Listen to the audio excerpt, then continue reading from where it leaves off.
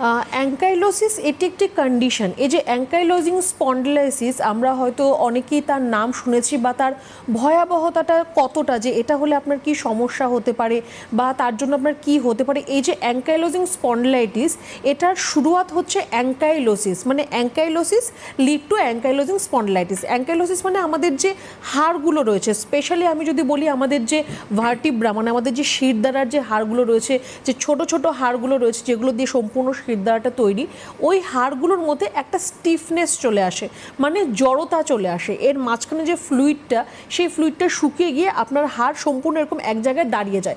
আপনি মুভমেন্ট করতে পারবেন না, আপনি ঘাড় ঘুরিয়ে দেখা বা কোমর ঘোরানো বা আপনার একটু ব্যান্ড হওয়া, এগুলো আপনি করতে পারবেন না। এই যে সমস্যাটা, এটাকে আমরা অ্যাঙ্কাইলোসিস বলছি। যে প্রসিজারটা, এটাকে অ্যাঙ্কাইলোসিস বলা হয়। এবার এটা যে শুধুমাত্র আপনার শিরদাঁড়াতে হবে এমন কোনো ব্যাপার নেই। এই অ্যাঙ্কাইলোসিস আপনার হাঁটুতে হতে পারে, আপনার টেম্পোরোম্যান্ডিবুলার জয়েন্ট, মানে আমাদের এই যে এই জায়গাটা, আমাদের ফেসের এই জায়গাটা লক জ যেখানে হয়ে যায়, এখানেও আপনার হতে পারে।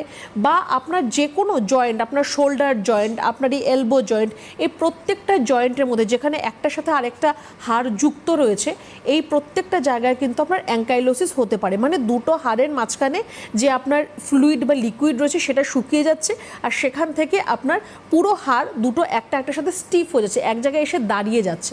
তো এই যে প্রসিজারটা, যে শুরুয়াতটা, এই শুরুয়াতটাকে আমরা অ্যাঙ্কাইলোসিস বলি। আর সেখান থেকে আপনার অ্যাঙ্কাইলোজিং স্পন্ডিলাইটিস বা আপনার স্টিফনেস হয়ে যাওয়া হাড়ের যে কোনো জায়গার মধ্যে, বা সেখান থেকে আপনার পেইন হওয়া, ব্যথা হওয়া, সেখান থেকে আপনার জায়গাটাকে একটু ফুলে থাকা বা একটু শক্ত হয়ে থাকা, এগুলো আস্তে আস্তে কিন্তু আপনার দেখা দিচ্ছে।